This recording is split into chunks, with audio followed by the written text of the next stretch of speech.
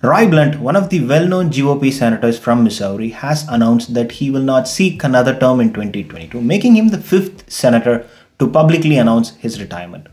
He joins the growing list of establishment Republicans who have moved to the exit. Rob Portman of Ohio, Pat Toomey of Pennsylvania, Richard Burr of North Carolina, Richard Shelby from Alabama, and Roy Blunt from Missouri.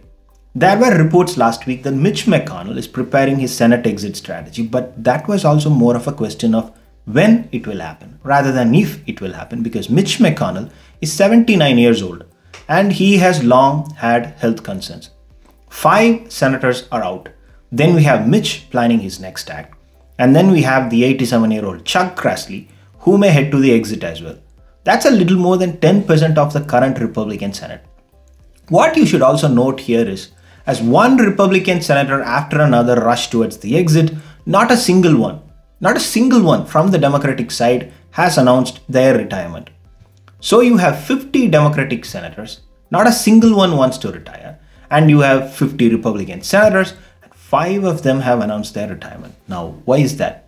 Couple of things. Some of these senators do want to leave with their reputation intact, but that window of opportunity to keep their names intact in the history books is closing fast. Well, in fact, some of them have concluded that the window is already closed. You cannot be a moderate Republican and run through a Republican primary today without being torn apart by a Trump supporter. So you have to be a Trump supporter. The stronger your support levels are, the better the chances. Otherwise, you will be primary.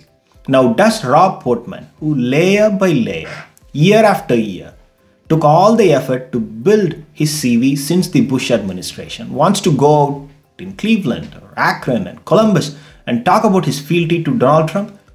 If he does that, then for sure, his Democratic opponent will needle him on his opinion about the election claims that Trump made. You cannot be a Trump-supported candidate and answer that question in any way that Trump does not like. These senators know that their talking points for the re-election campaign will be decided and dictated from Mar-a-Lago. And if they are not ready for that, then heading to the exit is the only way to leave with some dignity. Otherwise, you are going to be brutally primaried. Imagine a sitting senator losing the primary. That would be the worst nightmare, and none of them would love to live with.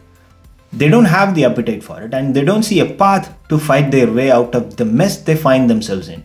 All these 5 senators had their opportunity during the last 2 impeachment trials, but none of them realized that the vote to acquit will come at the cost of their own careers. But now it has. All these senators keep saying we are retiring because of this reason and we are retiring because of that reason. But that's a boatload of bullshit.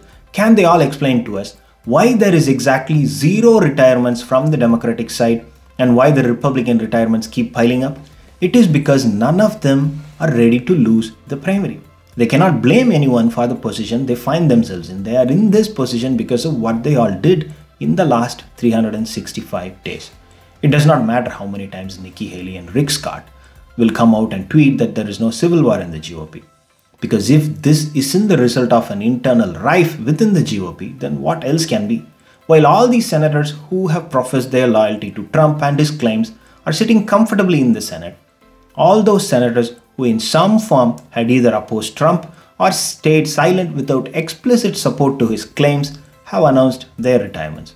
And Trump has also announced that he will campaign against Lisa Murkowski, and what he thinks of Mitt Romney and Mitch McConnell is well known all around the world. So this is Republican civil war, and Trump has already won it. To give full control of the party and the purse to the man who handed them their worst defeat in 88 years is obviously some great planning by the GOP. Republicans now have 5 open seats.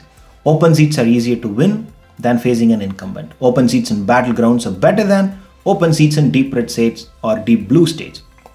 We have 3 open seats in battlegrounds: Pennsylvania, North Carolina, and Ohio. Then we have 1 seat from Iowa that may open up because of the age of Senator Chuck Grassley. And Mitch may exit before 26 due to his age. Not a certainty, but a possibility.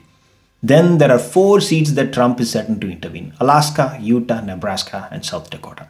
Out of these 4, only 1 has the risk of falling into Democratic hands in 2022, and that will be Alaska. The rest will be an internal squabble for the GOP. So the net result is, to summarize the whole thing, Democrats have a strong chance to win Pennsylvania, North Carolina, Ohio, and maybe Alaska if Trump intervenes and gets some extreme right candidate to the top. Also add the seats in Georgia and Arizona as well. Now it will be over to the Democrats. If they were a team in the NFL, they will be known as the only team that loses from a winning position more often than any other team. Their ability to make an interception and then fumble the ball as they get close to the finish line is legendary. Now we just have to sit and watch how they manage to lose this one from here. Thanks for watching. If you like it, please subscribe.